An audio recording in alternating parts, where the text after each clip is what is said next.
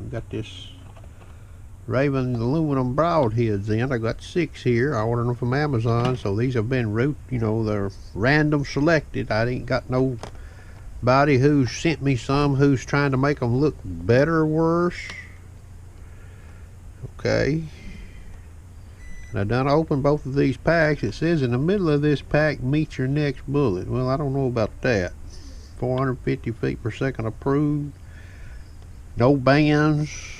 None of those plastic things like the Raids use, but I'll show how they work here after a while. First, we're going to weigh these 6 here. These scales are calibrated. I just calibrated them. These things are supposed to be 100 grains, so we're going to weigh all 6. First one weighs 101.7. The second one weighs 101.7. The third one weighs 101.3. I'm doing this outside and I've got hardly any wind blowing whatsoever, so these scales ought to be pretty close. 101.9. The fifth one weighs 101.7. So far I like the way the weights looks on these as far as consistency. And last but not least, the sixth one, 101.6.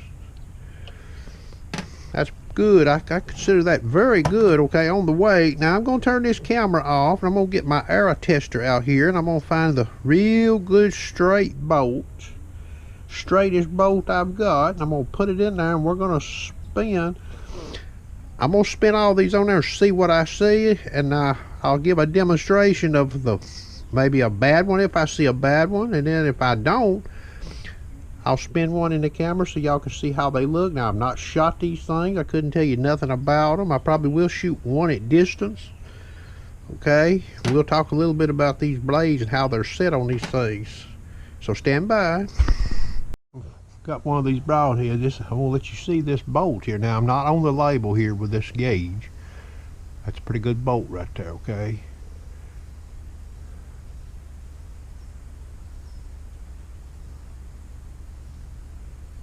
Right at about 1,000 deviation. Now I've spun all 6 of these broadheads on this tester. I don't see anything that stands out to me. These things wouldn't shoot pretty good. Now you got to sort of watch these broadheads because they've got this cut out here. So what I did is I watched the point and I spun them slow and I spun them fast. You get sort of an optical illusion if you watch this part right in here, okay? Watching the point.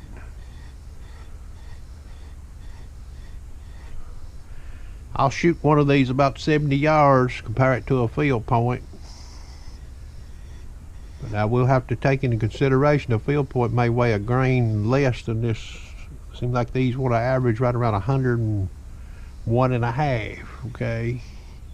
But weight wise, I think these right here be hard to beat for what they cost. There may be some more expensive ones out there, okay? But that's what I've done. I've spun all 6 of these. I don't see anything that sticks out that tells me they're going to be terrible. But now I'm using my naked eye, okay? Now, the way these things here work, I'll just use this one here so I don't cut myself. You can see this here. There's a little, looks like there's a little ball in the middle. See it right there? Right there by my thumb.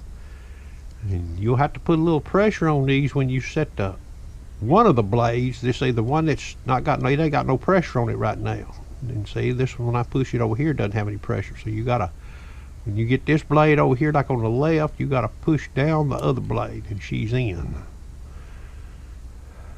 Now, how long would that device in there last? How many shots could you open this thing up on a deer? I couldn't tell you, okay? But there's no band, no rubber bands, and none of those plastic collars, okay? It's all you got, what you see right there. This right here will catch her and she'll open up. Now this point here, again, it's not a conical. It's conical in shape, but it's got cutouts in it. And 2 of the cutouts lines up with these right here, which is probably good. That's probably take a little the aerodynamics, keep it more, you know, where it don't see this right here as much. Make it fly a little better. I hope you enjoyed the video.